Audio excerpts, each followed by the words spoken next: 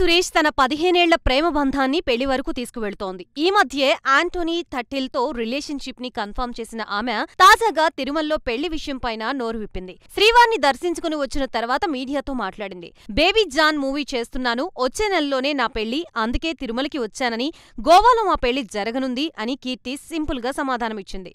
దీంతో కొన్ని రోజుల కిందటి నుంచి వస్తున్న వార్తలు నిజమే అని తేలింది.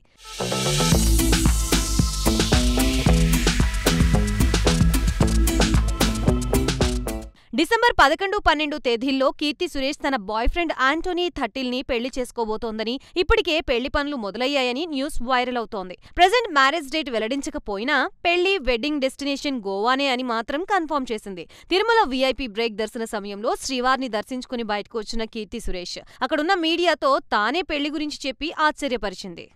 నెక్స్ట్ మంత్ నా పెళ్లి ఉంది, దానికోసం వచ్చాను. ఎక్కడ మన పెళ్లి ఎక్కడ? గోవాలో.